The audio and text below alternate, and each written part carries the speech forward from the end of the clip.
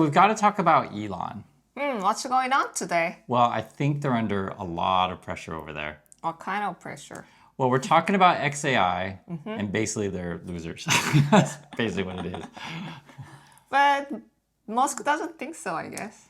No, he knows. He knows. He knows? Yeah. So what's going on, guys? There was an interesting report from the Business Insider, and we both took a look at it, and it describes what it's like to work with Elon over there. And long story short, they know they're losing because when you think about, say, the top chatbot company or chatbots, who are the big players in this? OpenAI, the Anthropic. Right. One more. Oh, Gemini. Yeah, Google Gemini, right? And it was interesting because you actually named them in the order that we were sort of started talking about this stuff. Because when it first came out, it was all about ChatGPT, OpenAI, right? And then suddenly, like last week, it was all Anthropic and Claude. And then Google's just kind of always been there. Yeah. You know? And actually, Yeji surprised me, I don't know, was it a month ago or something like that? You're like, hey, I've been talking to Gemini. And I'm like, what? But we all do when you search Google because it just shows up. You want to do AI, their AI section, so I just always click that. Right. Now, to be fair, for those people who are like on X, Twitter, like all day, every day, they're using Grok because you can see that it's sort of integrated into that platform. So it just depends what circles you run in. But clearly, Grok, Elon Musk is in last place compared to the other three. But at least it's hot on news. Not in a good way, but yes, it is in the news. It is. That's very true. It is in the news. So, for example, you guys have been paying attention. It was 3 weeks ago already. I think it was France in Paris. They raided the office like crazy because basically it's like a bunch of this undressing people kind of stuff. We talked several times on the channel. And this is actually a situation. Ireland was the most recent country to say, we're investigating you for this kind of stuff.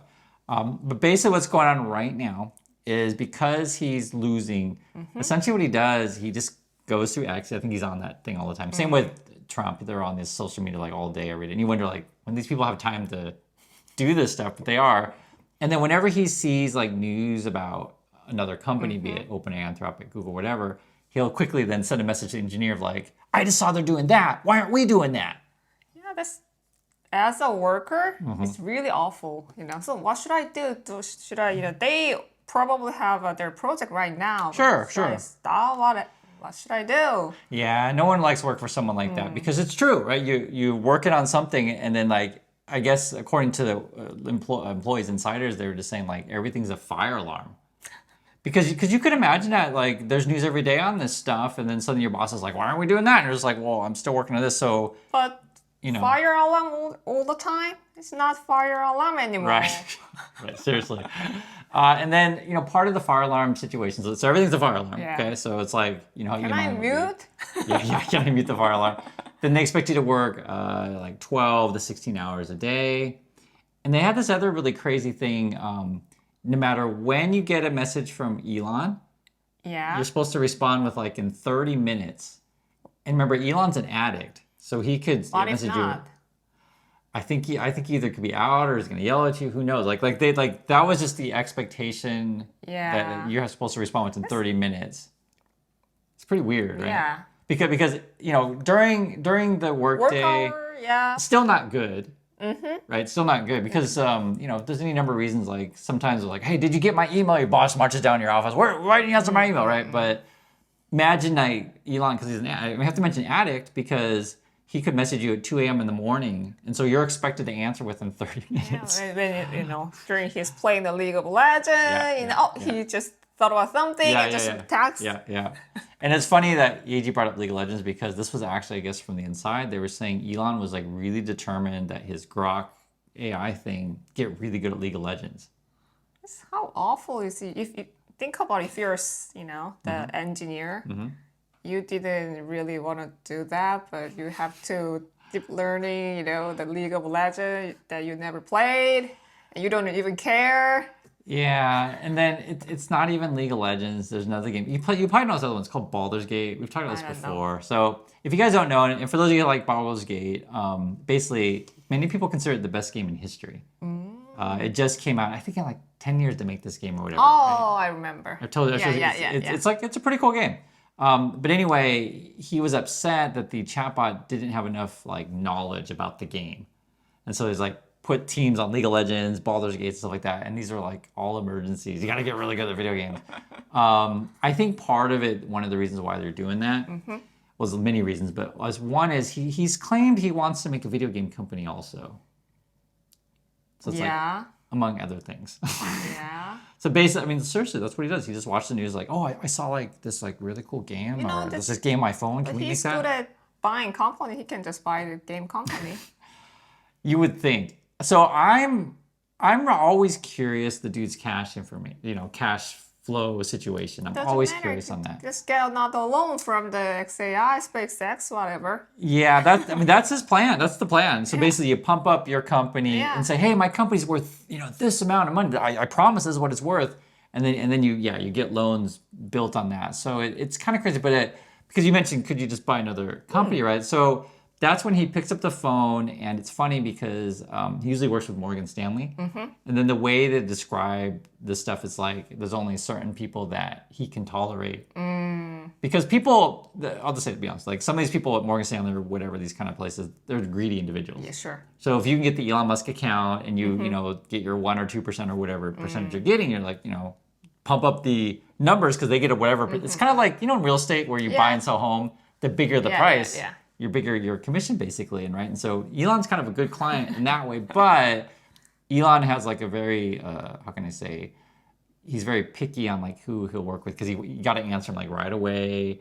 You're kind of like, I don't know, it's kind of like those kind of clients or customers who feel like they're the VIP no matter what, and the only VIP, and they should have like their own special meeting room when they show up, or like they show up unannounced, right? And they just expect, where's my service? Why is everyone roll out the red carpet for me? So it's kind of like that. And then he expects then everyone at his office, like XAI or whatever companies, to be like this.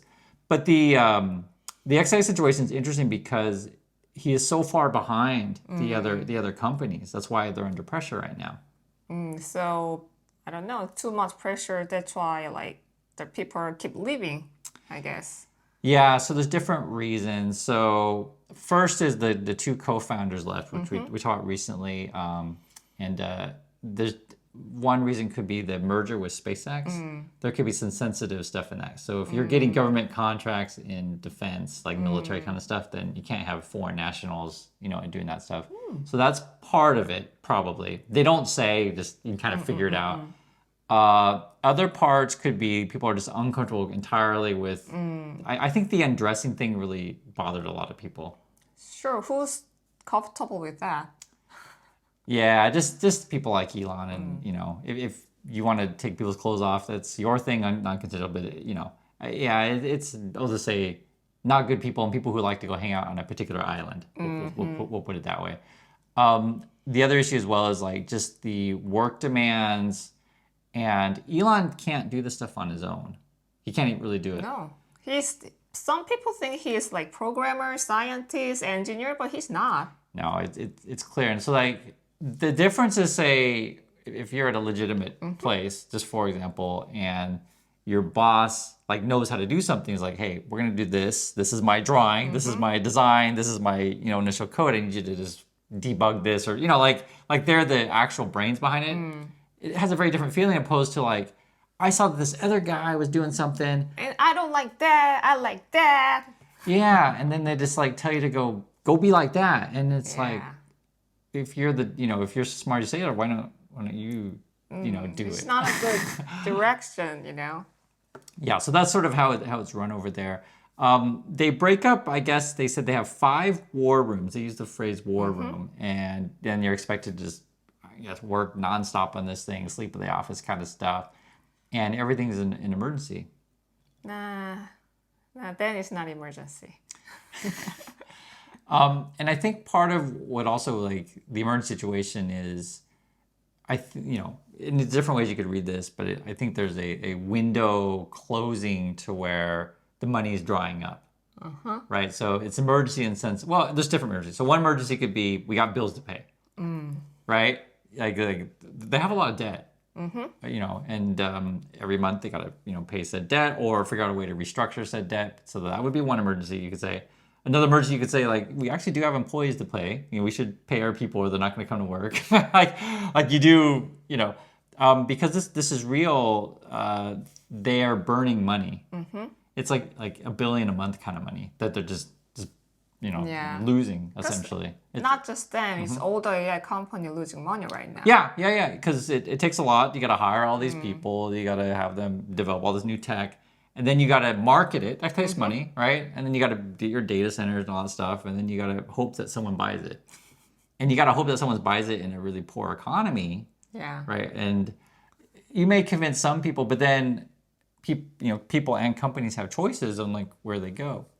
And it's been interesting. Something I've been noticing is like everyone right now is trying to determine why do we even need this stuff and what is it going to be for, right? So this is why it's so fascinating story right now, because everyone's panicking trying to get that money. And even Elon wants to hire Korean.